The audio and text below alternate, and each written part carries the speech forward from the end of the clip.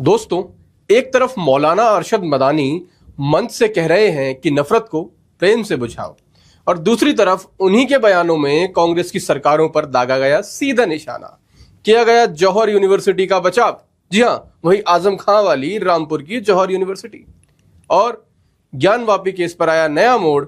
इस वीडियो में हम पूरी बात विस्तार से समझेंगे, तो अंत तक बने रहिए हमारे साथ।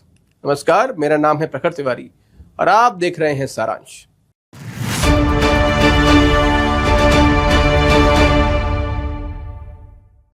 आज का विषय संवेदनशील भी है और महत्वपूर्ण भी, क्योंकि इससे धर्म, राजनीति, एक विश्वविद्यालय का विवाद, यह सब कुछ जुड़ा हुआ है। तो दोस्तों, यह घटना घटी लखनऊ में 18 जुलाई 2026 को। दिन था शनिवार का। जमीयत उलमाए हिंद के राष्ट्रीय अध्यक्ष मौलाना अरशद मदनी एक सम्मेलन में पहुंचे जिसका नाम था हिंदू मुस्लिम इत्तेहाद कॉन्फ्रेंस, जिसका आयोजन जमीयत उलमा उत्तर प्रदेश के Atal Bihari Vajpayee scientific convention centre में किया गया था। इस कार्यक्रम में केवल मुस्लिम समुदाय के लोग नहीं थे, काशी के संकट मोचन मंदिर के महंत विशंबर नाथ मिश्र भी मौजूद थे, जो IIT BHU में प्राध्यापक भी हैं। साथ ही सुप्रीम कोर्ट की वरिष्ठ अधिवक्ता इंदिरा जयसिंह और ईसाई, बौद्ध व सिख समुदाय के प्रतिनिधि भी मंच पर नजर आए। मौलाना मदनी ने अपने भाषण में कहा कि देश में नफरत का माहौल बनाया जा रहा है और इसे केवल प्रेम और आपसी सम्मान से ही समाप्त किया जाएगा। उन्होंने मुसलमानों से अपील की कि वे अपने गैर मुस्लिम पड़ोसियों की सहायता करें ताकि समुदाय के बारे में फैली गलतफहमियां दूर हो सकें। उन्होंने यह भी सुझाव दिया कि मुसलमान वर्ष में कम से कम एक बार अपने हिंदू पड़ोसियों को स्थानीय मदरसे में आमंत्रित करें, ताकि यह पारदर्शी रूप से दिखाया जा सके कि मदरसे में क्या पढ़ाया जाता है। यह बात सुनने में बहुत सकारात्मक लगती है, लेकिन दोस्तों, यहीं से भाषण का दूसरा पहलू शुरू होता है। उन्होंने कहा कि कांग्रेस और अन्य पूर्व सरकारों के समय में भी मुसलमानों को बहुत नुकसान पहुंचा था। उनका यह दावा है कि आज के दौर में केवल मुसलमान ही नहीं, बल्कि उनका धर्म, उनकी मान्यताएं और उनके सिद्धांत भी निशाने पर हैं। इस्लाम तो जिंदा रहने के लिए आया है, लेकिन इस्लाम का एक पैगाम है, प्यार और मोहब्बत का पैगाम है। हम उसी पैगाम को जिंदा करना चाहते हैं, जो आज की फिरका परस्त ताकत इस मुल्क के अंदर उस अमन अमान और प्यार और मोहब्बत के पैगाम को मारना चाहती है। हम प्यार और मोहब्बत के पैगाम को जिंदा करना चाहते हैं। हम समझते हैं कि ये पैगाम अगर जिंदा हो गया तो इस मुल्क की ज़िंदगी बढ़ जाएगी। हमारा कोई सियासत से ताल्लुक़ नहीं। हम हिंदुस्तान के हर रहने वाले को ये कहते हैं कि रहो और प्यार और मोहब्बत के साथ रहो। अब यहां ध्यान देने वाली बात यह है कि एक तरफ वे सामुदायिक सद्भाव यानी कम्युनल हार्मनी की बात कर रहे हैं, तो दूसरी तरफ बिना नाम लिए वर्तमान सरकार की ओर यानी भाजपा सरकार की ओर, RSS की ओर सीधा इशारा कर रहे हैं, उंगली उठा रहे हैं। यह वही पैटर्न है जो पिछले कुछ महीनों से लगातार देखा जा रहा है। इसी भाषण में उन्होंने 2 और राजनीतिक विषयों पर अपना पक्ष रखा, जबकि स्टार्टिंग ही स्पीच की उन्होंने ऐसे की थी कि ये कोई राजनीतिक महफिल नहीं है, प्रेम की महफिल है। पर पहली चीज तो ये थी, वन नेशन वन इलेक्शन के प्रस्ताव को उन्होंने सीधे सीधे एक राजनीतिक एजेंडा बता दिया। दूसरी चीज, ज्ञानवापी केस। उन्होंने कहा कि यदि दोनों पक्ष, हिंदू और मुसलमान, बातचीत के माध्यम से समाधान नहीं निकाल सकते, तो अंततः इसे कोर्ट का अंतिम फैसला ही सुलझाएगा। यह याद रखिए कि सुप्रीम कोर्ट ने पहले भी ज्ञानवापी मामले में मध्यस्थता यानी मीडिएशन का प्रस्ताव दिया था, लेकिन दोनों पक्षों में सहमति नहीं बन पाई और मदनी ने स्वयं स्वीकार किया कि यदि कुछ बातचीत नहीं होती है तो कुछ नहीं किया जा सकता। और अब दोस्तों, सबसे महत्वपूर्ण हिस्सा, जो मुद्दा चर्चा में है, जौहर यूनिवर्सिटी। पृष्ठभूमि समझ लीजिए। रामपुर में समाजवादी पार्टी के नेता आजम खान ने वर्ष 2006 में मौलाना मोहम्मद अली जौहर यूनिवर्सिटी की स्थापना की थी। 16 जुलाई 2026 को रामपुर विकास प्राधिकरण यानी रामपुर डेवलपमेंट अथॉरिटी ने आदेश दिया कि इस यूनिवर्सिटी की 40 से 38 इमारतें बिना स्वीकृत नक्शे के बनाई गई हैं और इन्हें गिराया जाएगा, यानी बुलडोजर से ध्वस्त किया जाएगा, जैसे योगी सरकार की पहले से नीति रही है।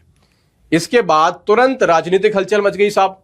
समाजवादी पार्टी के प्रवक्ता फखरुल हसन चंद ने आरोप लगाया कि यह विकास के बदले विध्वंस की राजनीति है और स्वयं अखिलेश यादव ने 19 जुलाई को एक्स पर पोस्ट करके लोगों से अपील की कि वे इस विश्वविद्यालय को शिक्षा का मंदिर, उन्होंने यह कहा कि यह शिक्षा का मंदिर है और इसे बचाने के लिए उन्होंने लोगों से अपील की कि वे आगे आए, फ्रंट लाइन पे आए।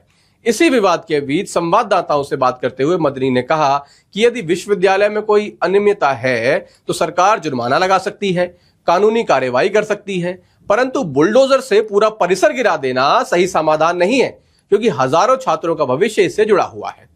अब देखिए दोस्तों, यह बयान अपने आप में विवादास्पद है। जिस शख्स के नाम पर वो यूनिवर्सिटी है वो बहुत बड़ा मुल्क का सिकंदर सेनानी है, जो जानते नहीं है तारीख को वो उनकी ज़िंदगी से ना वाकिफ़ हो। इसलिए मैं ये समझता हूँ कि उनके नाम के ऊपर जो यूनिवर्सिटी, उस यूनिवर्सिटी को जिंदा रहना चाहिए, कामयाबी के साथ जिंदा रहना चाहिए। जो किया जा रहा है वो गलत है, गलत है, गलत है, क्योंकि यह एक चल रही प्रशासनिक और कानूनी कार्रवाई का मामला है जो आगे न्यायालय तक भी जा सकता है।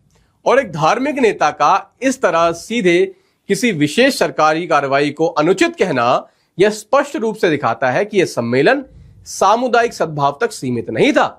इस पर सत्ता पक्ष की प्रतिक्रियाएं भी आईं, वो भी सुन लेते हैं। बीजेपी नेता मोहसिन रजा कहते हैं कि अरशद मदनी और उनके परिवार ने देश के मुसलमानों को लूटा है और आरोप प्रत्यारोप की राजनीति की है। यूनिवर्सिटी का जिक्र किया। देखिए, हमेशा से इन लोगों का डुअल कैरेक्टर रहा है।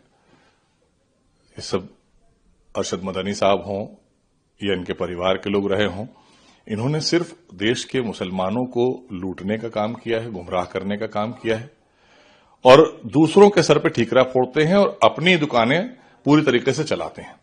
All India Muslim personal law board किसका फायदा कर दिया, पूरे देश के मुसलमानों का क्या हश्र किया इन लोगों ने। एक बहुत लंबे समय से आप देखिए ना, मुसलमानों के नाम पर सरकारों से लाभ पाने वाले लोग निजी स्वार्थ के लिए काम करते रहे, लेकिन मुसलमानों का तो उत्थान नहीं किया। कितनी यूनिवर्सिटी बना दी इन्होंने, कितने इदारे बना दिए, कितने मुसलमानों के लिए काम कर दिया, जरा बताएं तो। उन्होंने यह भी कहा कि लंबे समय से उनका यही दोहरा चरित्र रहा है। वे सालों तक मुस्लिम अल्पसंख्यकों के नाम पर ग्रांट लेते रहे, लेकिन उनके लिए कुछ नहीं किया। दोस्तों, यह समझना भी जरूरी है कि जमीयत उलमाए हिंद कोई नई संस्था नहीं है। इसकी स्थापना भारत की आजादी से पहले हुई थी और इसका इतिहास स्वतंत्रता संग्राम से जुड़ा हुआ है। मदनी अक्सर अपने भाषणों में इस ऐतिहासिक पृष्ठभूमि का उल्लेख करते रहते हैं और इस सम्मेलन में भी उन्होंने अंग्रेजों के विरुद्ध दिल्ली के एक मदरसे से उठी पहली आवाज का जिक्र किया। लेकिन यह भी एक तथ्य है कि हाल के महीनों में मदनी के बयान बार बार सुर्खियों में रहे हैं। कुछ हफ्ते पहले अहमदाबाद बॉम्ब ब्लास्ट केस के फैसले पर भी उनकी टिप्पणी को लेकर विवाद हुआ था। इससे पहले जून महीने में जिहाद हर मुसलमान का हक है, इस बयान पर भी काफी हलचल मची थी। और नवंबर महीने में मुसलमानों के साथ भेदभाव को लेकर दिए गए उनके बयान पर भी बड़ा विवाद खड़ा हुआ था। तो यह लखनऊ वाला सम्मेलन इसी सिलसिले की एक और कड़ी माना जा सकता है, जहां सद्भाव की अपील के साथ साथ वर्तमान राजनीतिक परिस्थितियों पर भी सीधी टिप्पणी की गई। और दोस्तों, ऐतिहासिक बयानों की बात कर ही रहे हैं तो एक और बयान की बात बता देते हैं, साथ में यह भी ऐड कर देते हैं। फरवरी 2023 में एक कार्यक्रम में उन्होंने यह कहा था कि ओम और अल्लाह एक ही, और यह भी कहा था कि हिंदुओं के पूर्वज मनु स्वयं ओम यानी एक ही ईश्वर की इबादत करते थे। उस बयान पर भी उस समय काफी विवाद हुआ था और कई धर्मगुरुओं ने इसका कड़ा विरोध किया था। अब दोस्तों, इस पूरे मामले को दो नजरियों से देखा जा सकता है। मदनी और जमीयत का पक्ष यह है कि देश में ध्रुवीकरण यानी पोलराइजेशन बढ़ रहा है और इसी कारण मुसलमान और उनका धर्म दोनों निशाने पर आ रहे हैं और इसका समाधान है बातचीत, मदरसों में पारदर्शिता और अंतर धार्मिक संवाद में। दूसरी ओर आलोचकों का यह कहना है कि जब कोई धार्मिक नेता प्रत्यक्ष रूप से किसी विशेष सरकारी कार्यवाही जैसे जौहर यूनिवर्सिटी का विध्वंस को अनुचित कहता है या वन नेशन वन इलेक्शन को राजनीतिक एजेंडा कहता है, तो यह बयान पूरी तरह निष्पक्ष नहीं रहता कि ना तो वे और उनका संगठन चुनावी राजनीति में भाग लेते हैं। उनका उद्देश्य केवल प्रेम, सद्भाव और राष्ट्रीय एकता का संदेश फैलाना है। यह दर्शक स्वयं तय कर सकते हैं कि यह दावा उनके बयानों से कितना मेल खाता है। तो दोस्तों, यह थी पूरी जानकारी मौलाना अरशद मदनी का लखनऊ भाषण और जौहर यूनिवर्सिटी का प्रसंग, ज्ञानवापी केस पर उनकी राय और इस पूरे विवाद की पृष्ठभूमि। आपको क्या लगता है, क्या यह वास्तव में सामुदायिक सद्भाव की अपील थी या समय के अनुसार दिया गया एक राजनीतिक बयान था? कमेंट में अपनी राय अवश्य बताएं। अगर यह वीडियो पसंद आई हो तो लाइक कीजिए, CFTV को सब्सक्राइब कीजिए और नोटिफिकेशन बेल ऑन कर लीजिए, क्योंकि इस विषय पर आगे भी अपडेट आती रहेंगी और हम आपको देते रहेंगे। मिलते हैं आपसे अगली वीडियो में। धन्यवाद। जय हिंद।